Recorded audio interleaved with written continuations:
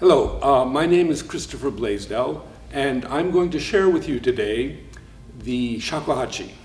The shakuhachi is a vertical traditional bamboo flute of Japan.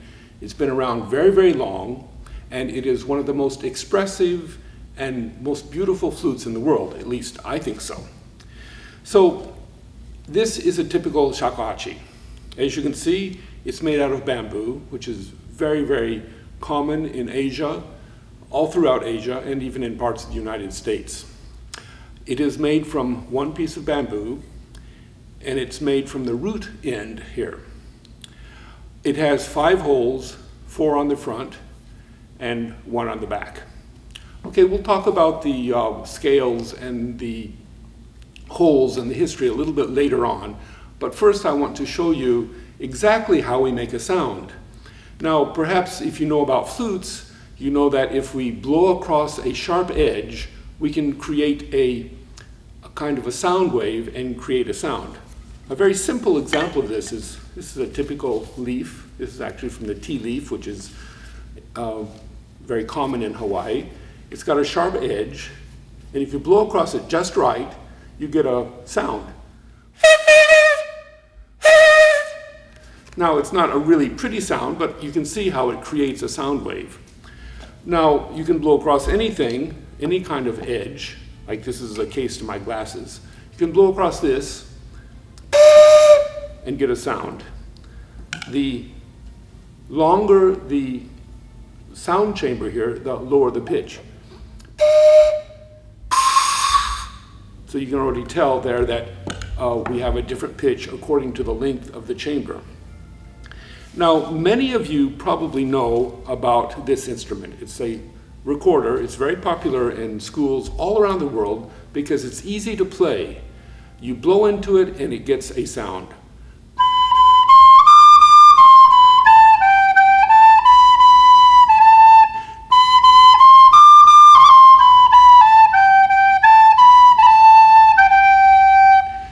That's because there is a fipple here that directs air right over the blowing edge. Now, this blowing edge is pretty much the same as this leaf, except it's made out of wood and it's hard. But the same thing occurs. You blow across it, the air splits and makes a resonance with sound waves. So with the shakuhachi, this blowing edge doesn't have a fipple. Look right here. This is a blowing edge on the recorder and the flute.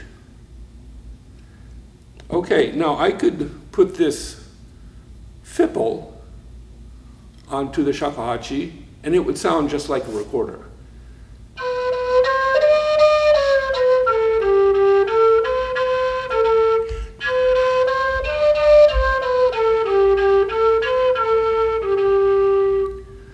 Okay, that's a nice enough sound, but it's really not a shakuhachi sound. The cool thing about the shakuhachi is that you make this fipple with your lips.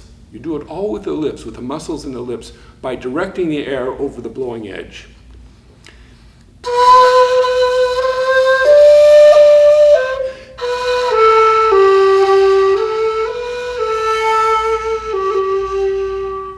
It's a much more natural sound and a much prettier sound, I think.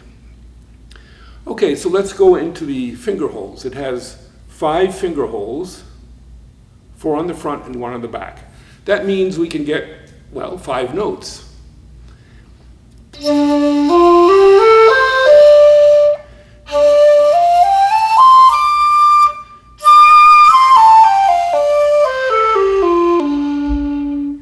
Okay, that's nice. But what if we want more notes? Of course, a piano can get 12 notes to an octave, the recorder and the flute, and most instruments in the West, well, all instruments in the West, can get the chromatic half-step intervals needed for an octave.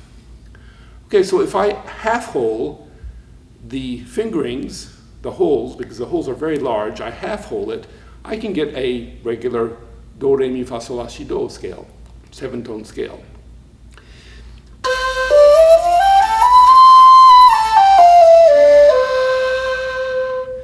Okay, another thing that the shakuhachi can do that the recorder can't do because of the freedom of the blowing edge is that we can bend the sound. We can change the blowing angle and get lower and higher sounds. This is in Japanese shakuhachi music called meri-kari. Notice how I just change the blowing angle and the sound changes.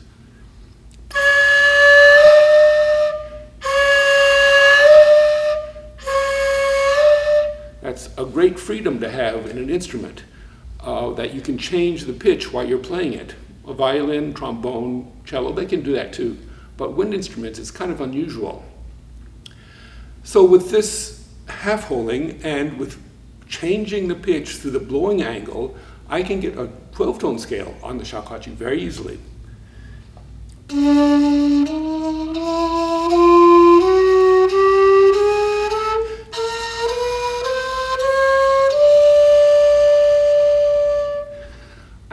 Actually, I can get more tones. I can get up to 24 tones in a scale in an octave if I want, just because of the fluidity and the abilities of the shakuhachi.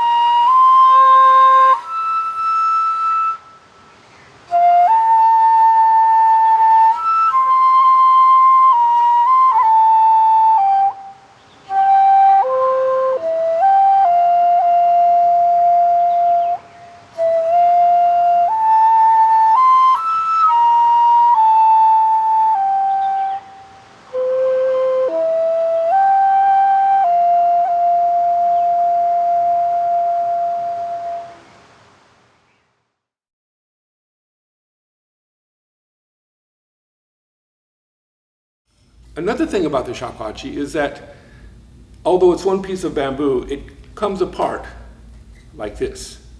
It makes it much easier to carry. You put it in your bag, you can slip it in, anywhere, and it's very, very easy to carry. The other thing about it, there are different lengths of the shakuhachi. Okay, so this is a 1.8. Shaku in Japanese means foot. And it's 1 foot and 8 inches, 1.8, so we call it a shakuhachi. This one here is a lot longer, as you can see. This is a 2.3. And so the sound, of course, is going to be lower.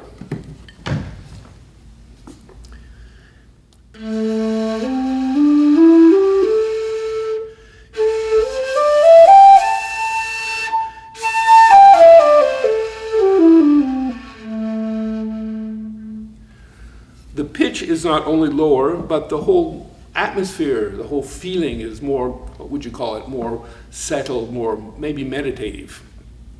Now we can go the other way too. We can make shorter shakuhachis. So the 1.8, right? And this is a 1.6. Now this is going to have a totally different sound. Of course it'll be higher, but it is a little bit more, what do you call it, maybe more festive.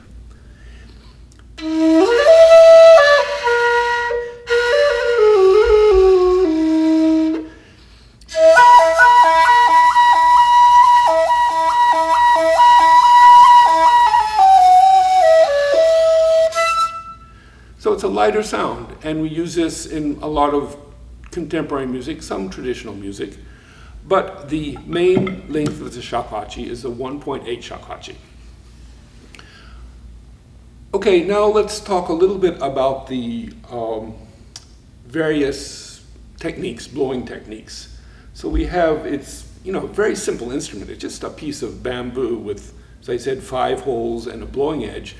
But we can get a really wide range of sounds with this simple instrument. And that's what makes the shakuhachi so fascinating, because it's using a minimum amount of material to create this huge maximum effect. And that's a really fun thing to do. You don't need much, but you can pack a huge wallop with it. Okay, so I showed you the merikari, the tone bending techniques. Let's look at some of the fingering techniques. So I can do this really cool technique called koro koro. I just blow constantly through it and move the fingers. Okay, and there's one called the kara kara, which is just moving one finger.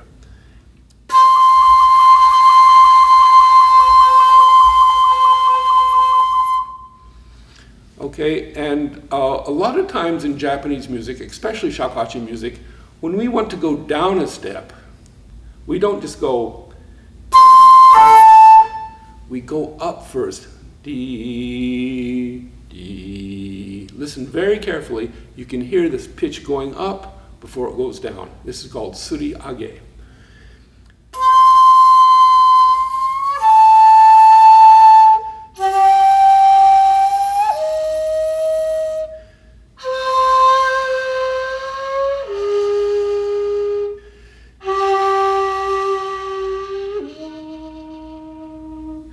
Kind of an indirect expression, which is very, very beautiful. You don't go straight to the next note. You put a little bit of upward movement to it, a little bit of upward sound to it, and then you go to the next pitch. Another very, really important aspect of shakuhachi is how we handle the perishing tones, the tones at the very end of our playing or of the phrase. So, say if you're playing the piano, then there's very little you can do. You can pluck a note and hold it, sustain it, or you can let it die out. With the shakuhachi, we are aware of the note to the very end. So we do things at the end of the note that are very interesting. For instance, we slightly lower the tone at the very end.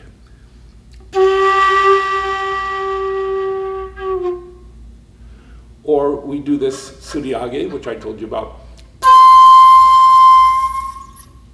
Kind of let the tone come up into the atmosphere and disappear. Or we do a very quick muting of the tone at the end.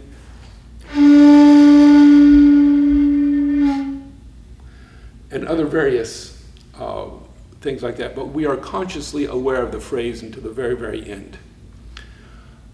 Okay, there are other really interesting techniques like this flutter tonguing, which you flutter the tongue and make this cool, almost like a trill-like sound.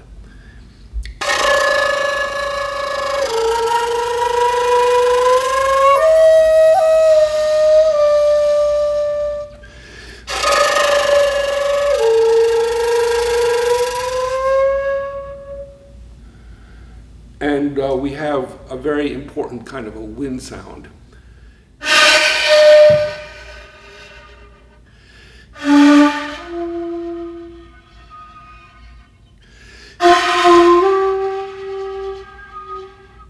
These are kind of halfway between maybe noise and sound. And if you were doing a Western instrument like the flute, and you made a windy sound like this, your teacher would probably say, that's not a good flute sound. But in the shakuhachi music, we utilize these natural sounds, like these kind of non-musical sounds. We call them non-musical sounds, but they're actually quite musical. But we utilize these in the shakuhachi to create atmosphere, to create the sound of maybe the wind blowing through the pines, or some sort of uncertainty within the note.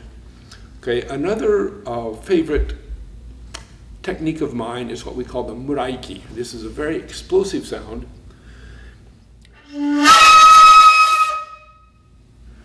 Now, if you've ever watched any samurai movies and listened to the background music, sometimes right before a guy gets cut in half by a samurai sword, you hear this sound effect.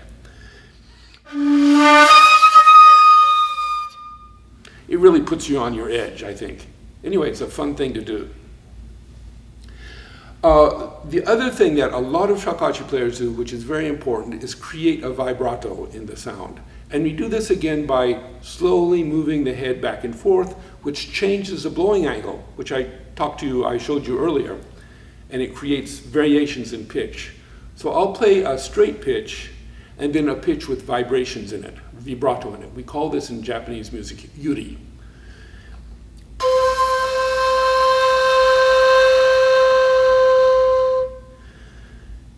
And here it is with the yuri.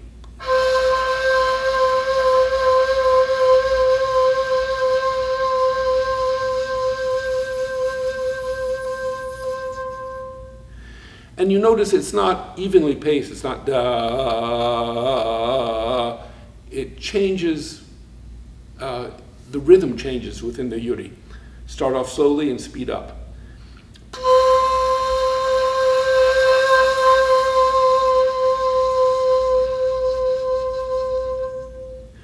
That's part of the technique. So these are the most important of the shakuhachi techniques, and we use these techniques to enliven and color the music, because sometimes the shakuhachi music can be very, very simple, but we use techniques, these ornamentation techniques, to make it much more interesting.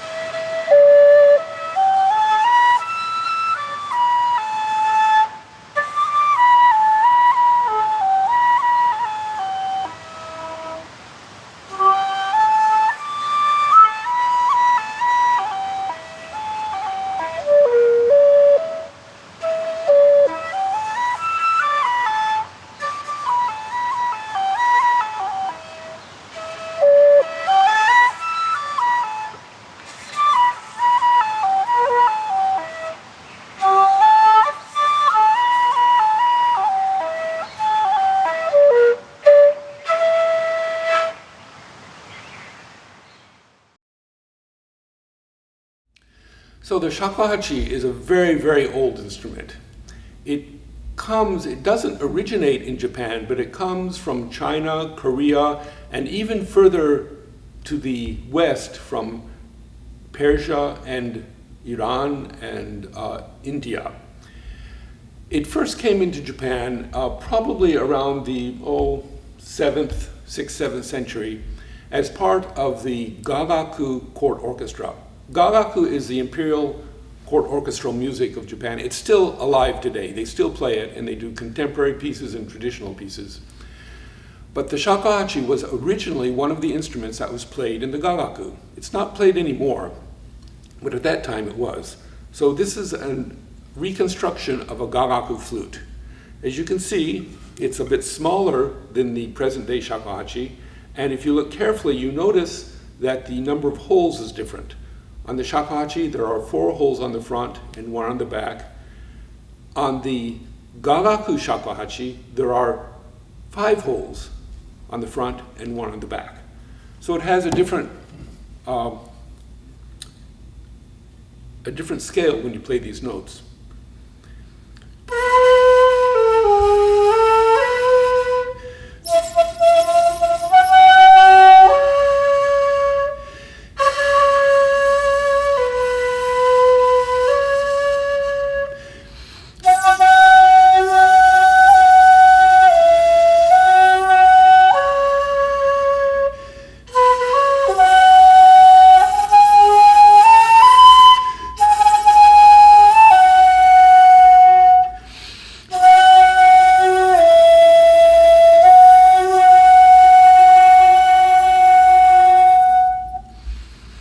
This was used in ensemble with other instruments, so it doesn't quite have the strength and the power of the present-day shakuhachi. It's a little bit more quiet and subdued.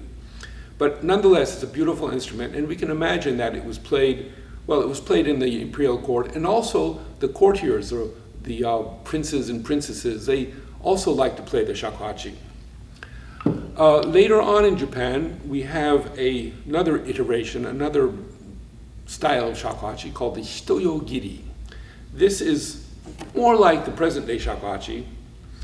It's a lot shorter, obviously, but it has 4 holes on the front and 1 hole on the back. And this is how it sounds.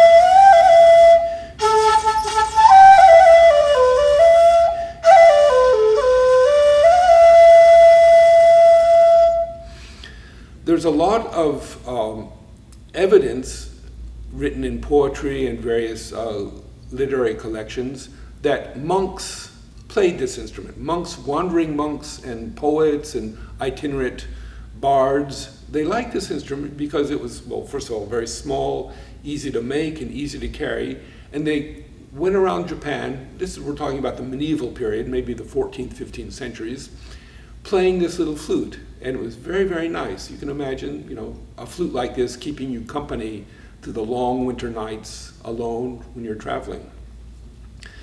Okay, at some point, the hitoyogiri was just quite not good enough for the kind of music people wanted to play.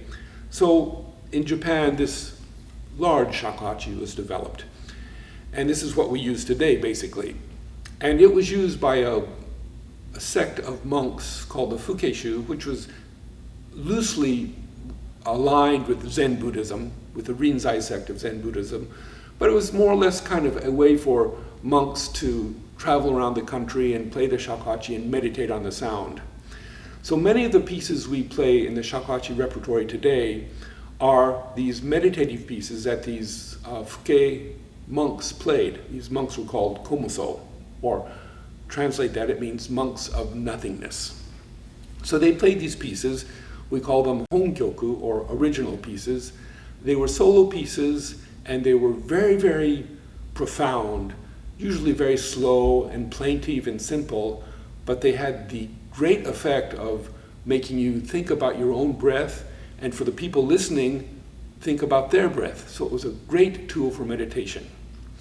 So now I want to play one of these pieces that was handed down from the ancient times called kyorei.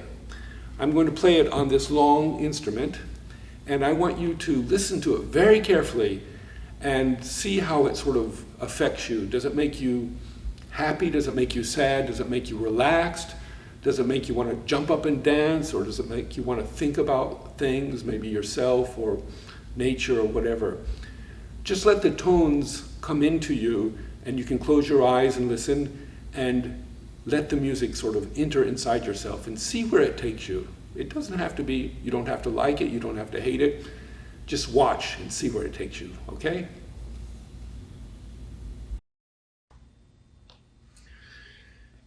Mm-hmm.